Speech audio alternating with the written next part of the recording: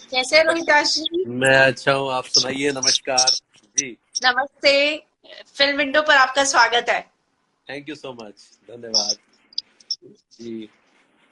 बस मैं जानना चाह रही थी, एक्चुअली जितने भी लोग जुड़े मैं उन्हें बता देती हूँ कि आपने इरफान जी के साथ जो है, आज मेरा मकसद यही था कि हम बैठ के इरफान सर के बारे में कुछ बात करें, उनको याद करें। जी। तो अ, मैं जो हूँ इरफान से तब मिला था जब मैं नेशनल स्कूल ऑफ ड्रामा में था। हम लोग 1986 से 89 तक साथ में थे। 1986 में हम नेशनल स्कूल ऑफ ड्रामा गए थे और उस समय हम फर्स्ट ईयर में थे और इनका बैच जो था वो थर्ड ईयर था।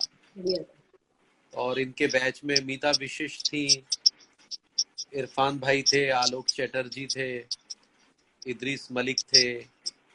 तो बहुत अच्छा बैच था इनका। बहुत टैलेंटेड लोगों का बैच था। बहुत अच्छे अच्छे प्लेज ये लोग किया करते थे, अंग्रेजी प्लेज के हिंदी अनुवाद बहुत सारे किए इन्होंने। बहुत सारी डिप्लोमा प्रोडक्शंस इन्होंने की। तो क्योंकि हम लोग फर्स्ट ईयर में गए थे तो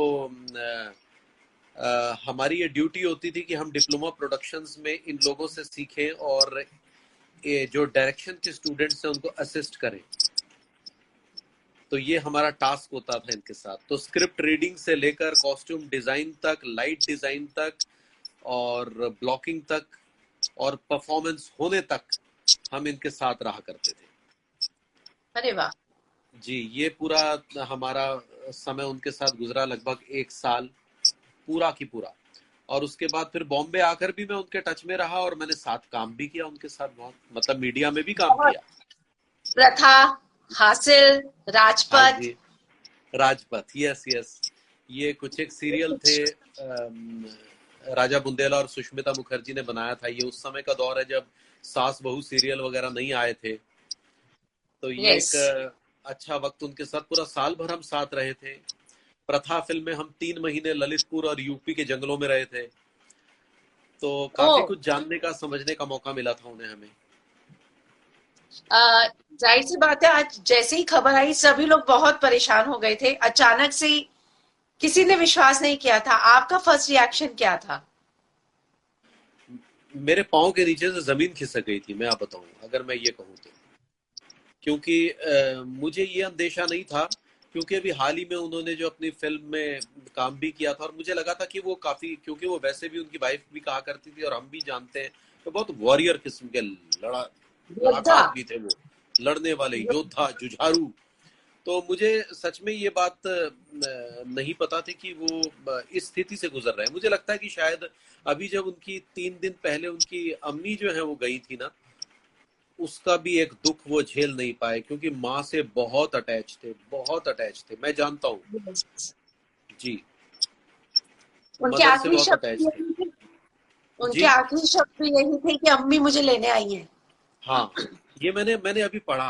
अभी वो गुरुशा हाँ। कपूर ने डाला तो मैं तो हैरान रह गया वाकई। जब हम 1990 की आपको एक बात बता रहा हूँ कि जब हम आए थे यहाँ पर बॉम्बे, उसके बाद मैं तो वापस जाके एनएसडी रेपेटरी ज्वाइन कर ली थी मैंने। मेरी सेकंड इनिंग है ये। तो जब मैं 90 में आया था तो ये डीएन नगर में एक वन रूम किचन में रहा करते थे। और हम और विनीत भाई और संजय मिश्रा, हम भी जो है वो एक चौल में वहाँ सेंटा क्रूज में रहते थे और अक्सर इनके पास आया जा करते थे। तो इनकी अम्मी घर में आई हुई थी उस समय। तो हम रात को उनके घर पहुंच गए। तो उनकी मम्मी ने हमें बहुत डांटा। कहने लगी कि तुम लोग ये क्यों बम्बई वगैरह के चक्करों में फंसे हुए हो, ये फिल्म लाइन वगैरह ये कुछ नहीं होती है भाई, क्यों इतना टाइम वेस्ट कर रहे हो, क्यों अपनी चप्पलें घिसते रहते हो यहाँ पर आकर। तुम लोग अच्छी सी कहीं नौकरी कर लो और इस इरफान को भी बोलो ये कहीं अच्छी नौकरी करेगा, बंधी हुई इनकम घर में आएगी तो अच्छा रहता है। अब इनके अब्बू भी ओ, नौकरी करते थे, सब नौकरी करते। अच्छा। तो वो जो हमें हमें उस समय आंख मार कर कहते हैं कि देखो अम्मी मेरे से कितना प्यार करती है, ये नहीं चाहती कि मुझे थोड़ा सा भी दुख हो।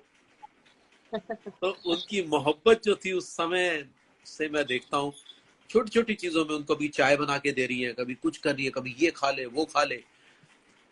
तो कितने अटैच रहे होंगे आप खुद जानिए। और सबसे बड़ी बात ये कि कोरोना वायरस की वजह से वो जा भी नहीं पाए उनके देहांत ये पे। तो ये मतलब कितना बड़ा दुख है वाकई वो में।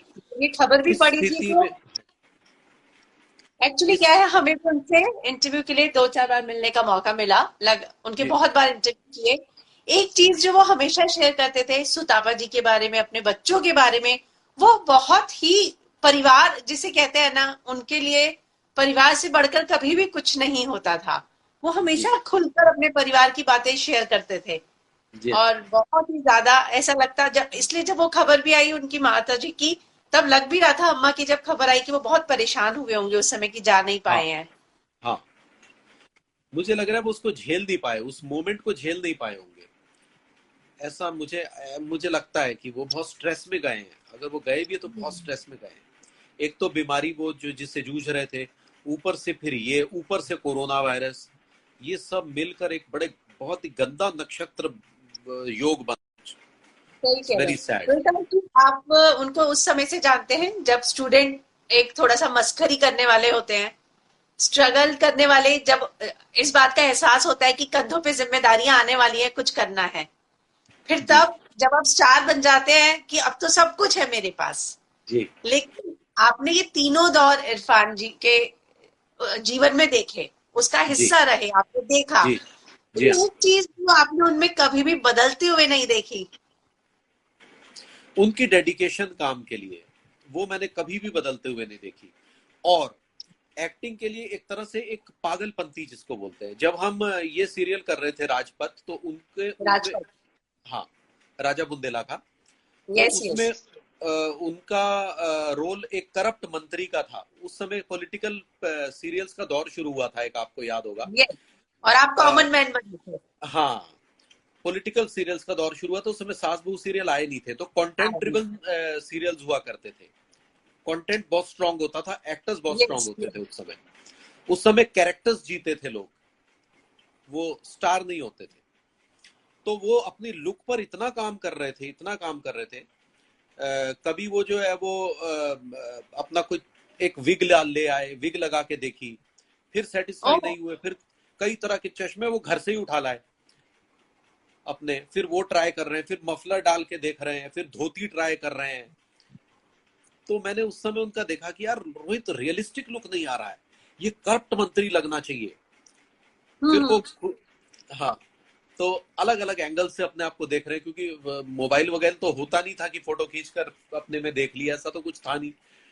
तो बस इस तरह से फिर उन्होंने अपना लुक डिसाइड किया, फिर राजा भाई को बताया, फिर सुष्मिता ने देखा, सबने मिलकर फिर उसको फाइनल किया। फिर वो मंत्री ऊंचा सुनता था, तो वो ऊंचा कान में मशीन लगाते थे, तो वो कब कब ऊंचा सुनता है, क्योंकि वो बड़ा करप्ट मंत्री था। तो जब काम की बात होती थी तो वो तुरंत सुन लेता था और बाकी मैं उतार देता था। तो उसको कैसे वर्कआउट करना है कैरेक्टर को, ये डेडिकेशन एज एन एक्टर मैंने उनमें बहुत देखी। मतलब अपना लुक भी डिसाइड करना खुद। वाह। ये हासिल में भी देखा मैंने, जब हासिल मिली थी, हासिल में मैं भी छोटा सा हिस्सा था, मेरा भी बहुत ही छोटा सा, बताने लायक भी नहीं है, बट वहां पर भी वो लुक के ऊपर बहुत काम कर रहे थे। वो बोलते थे ओह, उस कि, फिल्म के लिए उन्होंने एक मेरे ख्याल से अवार्ड भी मिला था, अगर मैं गलत नहीं हूँ। सॉरी, हाँ मैंने जी आपको बीच बिल्कुल, में कर दिया। बिल्कुल बिल्कुल, हाँ। वो तिग्मांशु धूलिया ने डायरेक्ट की थी, जो मेरे साथी, मेरे बैचमेट थे तिग्मांशु आपके धूलिया, बैच में। है हाँ। मतलब, हाँ। हम दोनों एक ही बैच में, मैं, नवनीत निशान, कैनित देसाई, हम, संजय मिश्रा, विनीत कुमार निर्मल हम सब, पांडे जी। हाँ, निर्मल पांडे जो अब इस दुनिया में नहीं रहे, उनका जाना भी हमारे लिए बहुत दुखद है। एक हमारे दो सीताराम पांचाल, वो भी चले गए। तो ये जो एक के बाद एक बिछड़े सभी बारी बारी, ये सब रियली बहुत दुखद है। तो उस समय मैंने उनमें ये वाली स्किल्स जो थी वो देखी, कि एक कैरेक्टर के लिए कैसे जूझ रहे हैं। उनमें ये नहीं था कि मुझे स्टार लगना है, मुझे कैरेक्टर लगना है, क्योंकि उस समय वो भाप गए थे कि कैरेक्टर हिट होता है, जो आज होने लगा है दोबारा से। यस। इस बात को तो मैं मानना चाहूंगी कि जो कैरेक्टर्स आज हीरो बन गए हैं, उस जर्नी को यहाँ तक लाने में इरफान जैसे अभिनेता का बहुत बड़ा हाथ रहा है। जी बिल्कुल, इसमें कोई शक नहीं है। हालांकि इसकी शुरुआत जो है नसीर भाई, पुरी साहब, इन सब ने कर दी थी, लेकिन वो बहुत हाँ। पहले की बात है। उसके बाद इन्होंने जो है सबने कैरी फॉरवर्ड किया है, जिसमें अपने नवाजुद्दीन भी है, पंकज त्रिपाठी साहब भी हैं, इन लोगों यस ने अभी यस। आप भी हैं। अनुपम खेर साहब, सब, मतलब यस सब, यस। एक अनु वाकई में। कपूर। और अब जो है, अब रास्ता जो है क्लियर हो गया है सबके लिए, आज की हाँ, जनरेशन के अब लिए। हाँ, अभी क्या है, अभी जो सिनेमा की शुरुआत हुई है, ये बहुत हाँ अच्छे सिनेमा की शुरुआत हुई है, कंटेंट ड्रिवन सिनेमा है। अभी आयुष्मान खुराना या अपना राजकुमार राव, राजकुमार राव। अब हाँ, ये सब बड़े टैलेंटेड लड़के आए हैं इन्होंने, और जो स्क्रिप्ट्स आ रही हैं वाकई में। और जो लोग उसको सराहा रहे हैं, तो हमें बड़ा एक कॉन्फिडेंस मिलता है, मतलब कि हाँ यार, हमें भी देखने वाले अब आ रहे हैं, और हमें आपके स्टार होने की फैंस जरूरत नहीं। आपके फैंस बहुत हैं यहाँ पे, जितना प्यार बिखेर रहे हैं सब नजर आ रहा है। जी हाँ, बिल्कुल बिल्कुल। अ, रोहिदास जी, इरफान के लोग बात की जाती थी कि वो अपनी आंखों से अभिनय करते हैं। बिल्कुल बिल्कुल। तो ये क्वालिटी उनको एक कॉलेज के समय से ही थी जो आप सब लोगों ने भी देखी थी, या ये धीरे धीरे उन्होंने अपने आप को ग्रूम करते करते करते ये टैग ले लिया? नहीं, उन्होंने करत करत अभ्यास से भी इस चीज को जाना है। जो जो हम एक्सपीरियंस होते चले जाते हैं, हमें हमारी खुद की स्किल्स पता लगने लगती है, फिर हम उसमें वर्क करने लगते हैं। तो ये उनको हाँ गिफ्टेड था। वो कहा करते थे, एक गिफ्टेड आंखें, गिफ्टेड की ना कुछ कहते हुए बहुत कुछ कहना है आंखों के थ्रू। तो ये उनको गिफ्टेड था। कुछ एक चीजें उनको गिफ्टेड नहीं थी, जैसे डांस की कला उनमें गिफ्टेड नहीं थी, वो मेरे अंदर भी नहीं है।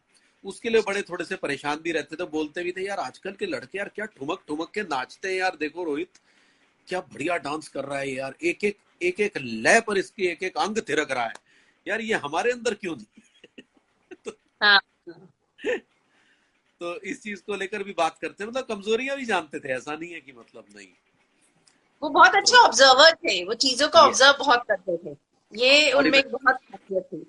जी हाँ, बिल्कुल बिल्कुल। इमेजिनेटिव पावर भी बहुत अच्छी थी, इमेजिनेशन बहुत अच्छा था, ऑब्जर्वेशन बहुत कमाल की थी, और बहुत ह्यूमरस थे, बहुत विटी थे, बहुत विटी।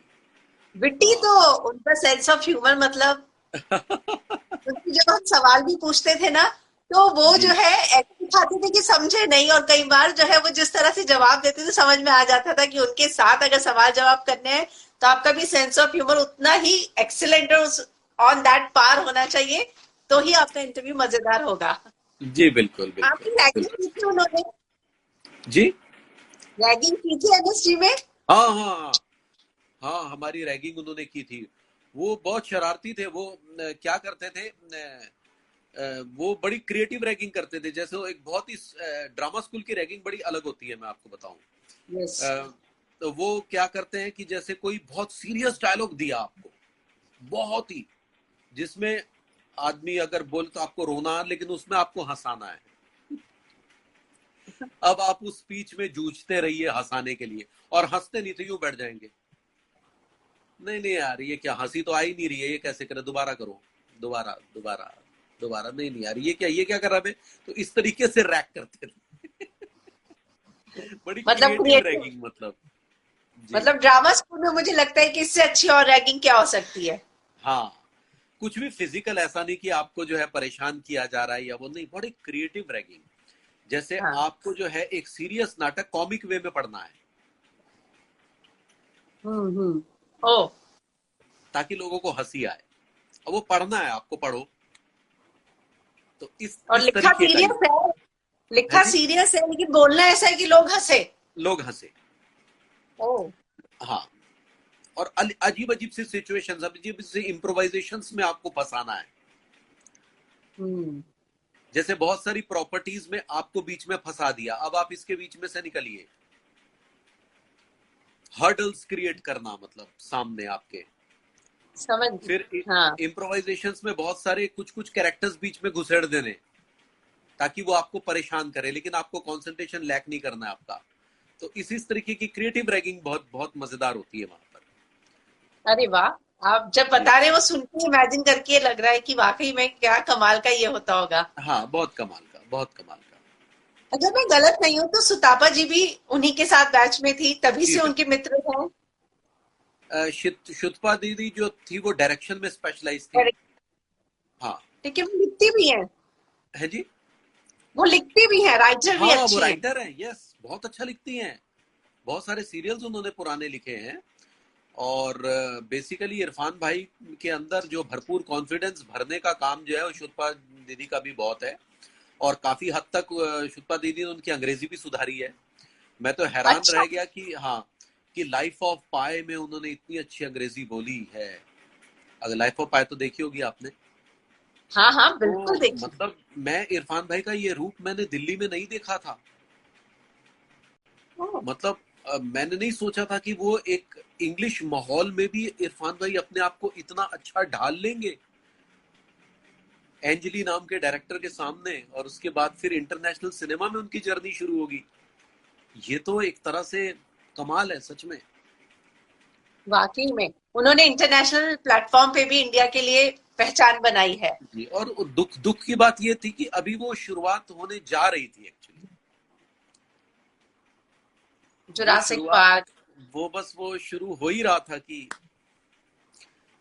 वही फिर यस। उन्होंने कहा ना कि मैं अपने लक्ष्य और अपने पूरे जुनून और सपनों के साथ उस रेलगाड़ी में सफर कर रहा था कि अचानक एक टीटी आया, उसने मेरा कंधा थपथपाया और कहा कि आपका स्टेशन आ गया। मैंने कहा नहीं, मेरा गंतव्य अभी नहीं आया भाई, अभी तो लंबा जाना है, क्या हुआ? बट उस ट्रेन में उन्होंने 2 साल फिर भी सफर किया। यस, ये बिल्कुल बहुत सही बड़ी बात कहा। है, उनके जज्बे को हम सलाम करते हैं। जी हाँ, जी हाँ, बिल्कुल बिल्कुल। अ, जब हम थिएटर से आते हैं ना, तो ऐसा कहा जाता है कि थिएटर में ना एक्टिंग इतनी लाउड होती है क्योंकि आप लाइव ऑडियंस के साथ इंटरेक्ट करते हैं। करेक्ट। और आप जब फिल्मों में आते हैं तो आपको कैमरे से बोलना है, जी तो है ना, और एक्टर रिएक्शन देना है आपको। लेकिन अ, इरफान सर के साथ एक चीज थी कि उन्होंने इस चीज को, मुझे लगता है, बहुत जल्दी समझ लिया। हाँ, बिल्कुल सही कहा आपने। हम बहुत देर बाद समझ पाए, मैं अपनी बात बता रहा हूँ, हम बहुत देर बाद बहुत समझ ऑनेस्ट पाए। कन्फेशन है उसका। हाँ हाँ, तो मैं बड़ा हैरान होता था जब हम वो राजपथ सीरियल कर रहे थे, तब मैं उनसे पूछा करता था कि आप इतने स्वाभाविक कैसे होते हो? आप इस समय एक दूसरा कैरेक्टर कर रहे हो, आप इरफान नहीं हो, फिर भी आप कैसे इतने इतने स्वाभाविक कैसे हो रहे हो? कोई गुरु मंत्र दो, कुछ बताओ। हाँ क्या कैसे बोले, रिलैक्स रहो। जितना रिलैक्स रहेगा एक्टर, बिल्कुल कॉन्शियस मत हो कि कैमरा मुझे देख रहा है या राजा बुंदेला मुझे डांट देगा या कुछ होगा। नो, कुछ नहीं, कुछ नहीं है, बस बैक ऑफ द माइंड कुछ नहीं, बस डायलॉग्स को अच्छे से आत्मसात करके जितना आप इस इल्यूजन को, जो आप इल्यूजन को आप जी रहे हो, because that character is an illusion, वो भ्रम है, वो कैरेक्टर वास्तविक नहीं है। जितना आप उसको रियलिटी के करीब लाने की कोशिश, उतना जेन्युइन आपका अभिनय होगा। तो बी जेन्युइन, इस तरीके की वो बातें किया करते थे, विच इज वेरी, मतलब एक कहूं मैं तो एक इंस्टीट्यूट है अपने आप में था वो, ये कहूंगा। आपको उनके साथ का कोई भी सीन याद आता है, जो हाँ, कोई भी अच्छी बात या कोई भी चीज जो आप शेयर करना चाहें? सीन तो ये थे कि हम प्रथा फिल्म कर रहे थे, और ये प्रथा फिल्म ललितपुर और झांसी के करीब जंगलों में शूट कर रहे थे। तो एक बड़ा सा गड्ढा खोदा गया था, जिसमें ये थोड़ा सा मजेदार सीक्वेंस भी है। तो मैं उसमें एक सुपरिटेंडेंट पुलिस का रोल कर रहा था, और ये जो थे वो एक जो करप्ट पंडे होते हैं मंदिरों के, वो थे। ओ। तो एक हीरो हीरोइन को जो है वो, इनको एक गड्ढे में डालना था, और मैं तुरंत पहुंचता हूं और बंदूक इनके ऊपर तान लेता हूं, इसका हाथ पकड़ के। तो जैसे ये एक्शन बोला, मैं गया, मैंने इनका हाथ पकड़ा और हाथ मैंने करके हल्का सा घुमाया, तो जो हीरो हीरोइन गड्ढे में जाने थे उनकी जगह ये गड्ढे में चले गए। अच्छा। तो ये बड़ा अजीब सा, अरे यार रोहित, मुझे नहीं, ये तुम्हें इनको गड्ढे में घुसाना था यार, अब मुझे बाहर तो निकालो। तो भाई, तो मतलब उनको गुस्सा भी आ रहा था, लेकिन उसके बाद वो उसको ह्यूमर में क्रिएट करके मुझे, फिर मैंने हाथ उठा के फिर उसको बाहर निकाला। फिर से वो सीन हुआ, वो मजेदार सीन हुआ बड़ा। तो ये कुछ एक छोटे छोटे से लम्हे हमें याद रह जाते हैं। उसके बाद कई बार पार्टी में मिले, जैसे सब टीवी की एक पार्टी थी, उसमें उन्होंने लापतागंज सीरियल हमारा बहुत पसंद करते थे वो, क्योंकि वो, लापतागंज। हाँ, क्योंकि वो शरद जोशी की व्यंग रचनाओं पर था। तो वो पढ़ते थे, मतलब उन्होंने पढ़ा होगा यथासंभव, उनका उनकी व्यंग रचना पढ़ी होगी। तो ये उनको बहुत अच्छा लगा, उन्होंने मुझे कहा कि रोहित, टीवी में रहकर भी अच्छा काम कर रहे हो और करते रहो। मैंने कहा आपकी तरह तो नहीं हूँ मैं इतना, काश मेरे पास भी वॉरियर जैसी फिल्म आती, कुछ आती। तो हंसने लगे। बोलते बेटा जुझारू बनो, जुझारू बनो। तो ये सब हम्म। चलता रहा उनके साथ। जी। वाकई में उनकी ऐसी बहुत सारी यादें सभी के साथ जुड़ी हैं। एक चीज, मुंबई शहर में ना आपको आने के बाद, जैसा कि आपने कहा कि सेकेंड इनिंग शुरू की, मिला भी का। मुंबई शहर में प्रोफेशनली आप हार्डवर्किंग है तो बहुत कुछ मिलता है, लेकिन पर्सनली ना दोस्तों के साथ मिलने जुलने का समय नहीं रह पाता है। क्या आपने भी वो चीज यहाँ आकर उस वो वाली दोस्ती वैसी रह पाई? मिलते रहते थे, मिलते जुलते रहते थे, या वो लंदन से आए तब आपकी उनसे कोई बात हुई, या हाल नहीं, फिलहाल में आपकी आखिरी मुलाकात?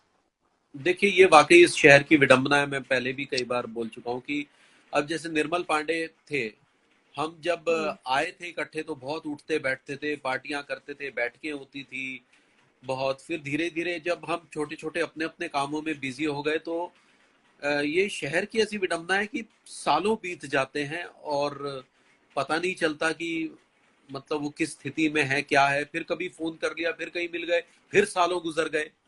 अब आप विश्वास नहीं करेंगे कि तिग्मांशु मेरा बैचमेट है और तीशु से मिले मुझे तकरीबन 12 साल हो गए होंगे।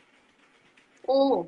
बताइए। आज संजय मिश्रा से मैं मिले हुए भी मुझे 5-6 साल हो गए। अभी हम एक पार्टी में मिले थे, 5-6 साल संजय मिश्रा से मिले हो गए। अभी बात उनकी उनकी फिल्म जब कामयाब आई तो मैंने उनको फोन किया तो फिर बड़े अच्छे से फिर बात हुई। तो ये शहर की विडंबना है। अचानक जब हमारे साथ कुछ होता है तब हमें पता चलता है, अरे ऐसा हो गया क्या, बाप रे, वाकई। निर्मल को हार्ट अटैक आया। तब तो क्या करें, मैं ये कुछ समझ में नहीं आता। जीवन है, चलता रहता है। हम टीवी में बिजी हो गए, वो फिल्मों में हो गए, फिर अपना अपना जीवन, अपनी अपनी पारिवारिक स्थितियां, फिर चीजें जो है हर मोड़ पे बदलती चली जाती हैं।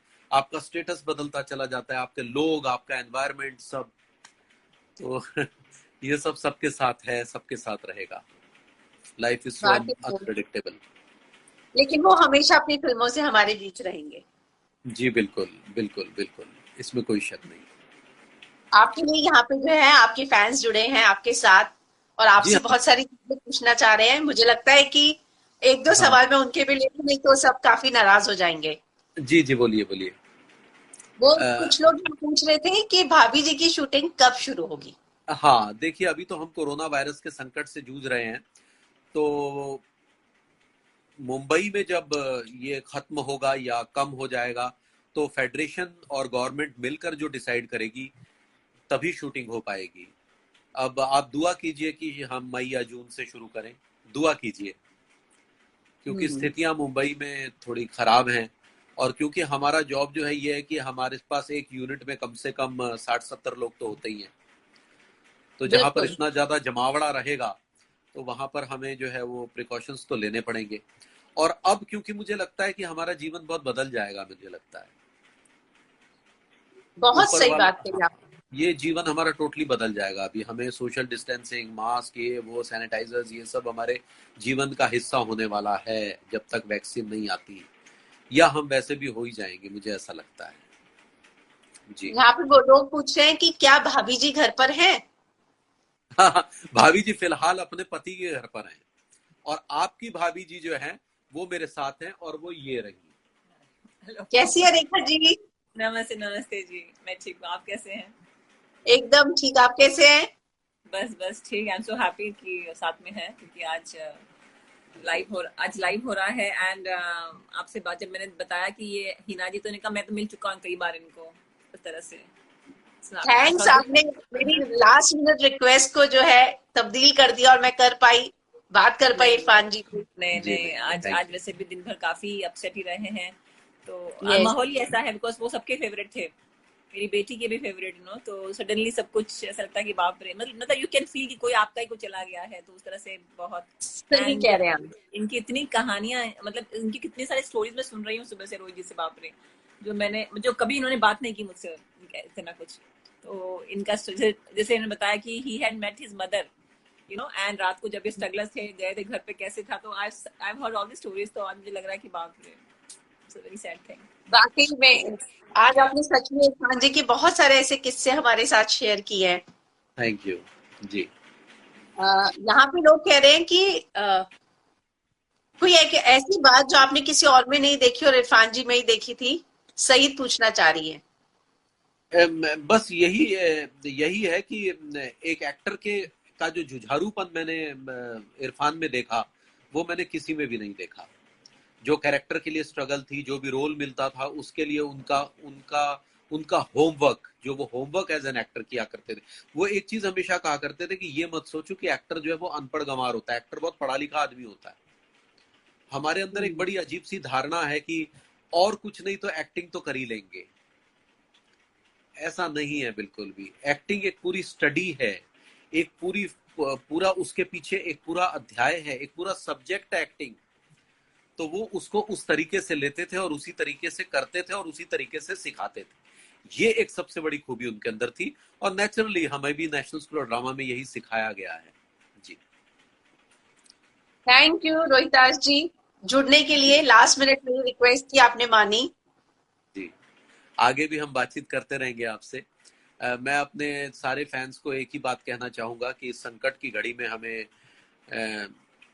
घर की दहलीज क्रॉस नहीं करनी है। हमारा देश एक गहन कोरोना वायरस के संकट से गुजर रहा है, तो हमें घरों के अंदर रहना है। क्या करें, ये कुछ एक अनवांटेड सा गेस्ट जो है हमारे इर्द गिर्द मंडरा रहा है, तो हमें इससे जूझना है और ये मिलकर ही हो सकता है। धर्म और जात की राजनीति से ऊपर उठकर हो सकता है। और एक चीज और कि आप अपने अपने मोबाइल पर आरोग्य सेतु ऐप डाउनलोड कर लें, क्योंकि ये ऐप जो है एक तरह से आपको जानकारी देगा कि आप कौन से जोन में हैं, आपके आसपास किस तरह का माहौल है, आप कहाँ खड़े हैं, आप क्या हैं, आपके साथ क्या हो रहा है। तो ये एक तरह से आपके अतरंग सखा या बॉडीगार्ड की भूमिका निभाएगा। आरोग्य सेतु आरोग्य सेतु। ओके, बहुत ही अच्छी जानकारी दी है मुझे लगता है आपने फैंस को। और बाकी भाभी जी घर पर है कि रिपीट एपिसोड्स आप देखते रहिए, क्योंकि हंसना जो है जीवन का मूल मंत्र है, ये मैंने सीख लिया है। क्योंकि जीवन में कुछ नहीं रखा, कल क्या हो जाए किसी को कोई खबर नहीं है। इसलिए बेहतर यही है कि हम जो है अपने स्वास्थ्य का ध्यान रखें, नंबर 1, और सुकून। स्वास्थ्य और सुकून मतलब शांति, जीवन में 2 चीजें बहुत जरूरी है, बाकी सब तो हो जाता है। तो आप यहाँ पे फैंस बोल रहे हैं कि सही पकड़े हैं हम। भाभी जी रियलिटी में डायलॉग आपको बोलती है या नहीं? नहीं बोलती है, बिल्कुल बोलती है। बोलती है। Yes yes.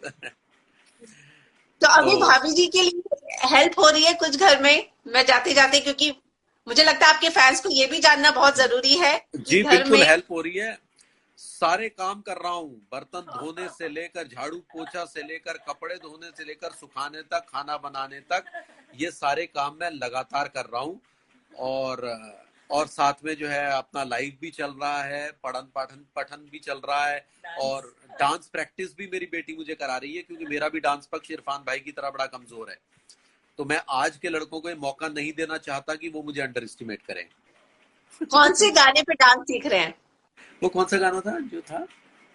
देखिए आप गाना भी सुन रहे, आपकी बेटी आपको डांट लगाने वाली है अब। हाँ। और एक बात बताओ, जब आप झाड़ू पोछा बर्तन की बात कर रहे थे ना, तो आपके फेस के एक्सप्रेशन जो है ना कुछ और कह रहे थे, और पीछे से हंसी की गूंज कुछ और कह रही थी। मैं बहुत खुश, I am enjoying whatever he does, मैं बड़ी खुश हूँ। लेकिन उनके एक्सप्रेशन कुछ और कह रहे थे। रेखा जी झाड़ू भी करता हूँ, पोछा भी करता हूँ, ऐसे था। नहीं, अच्छा ऐसा कुछ था। अच्छा मैं भेजूंगी रिकॉर्डिंग, आप देखिएगा।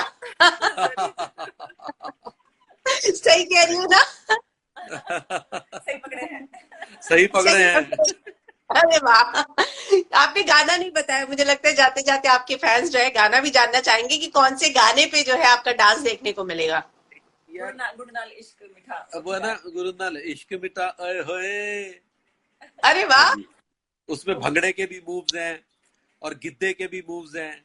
आज गीति का सारे गामा पे ना, आज मेरी बड़ी बेटी का गाना वो डांस आया सारे गामा जो है ना कारवा पे।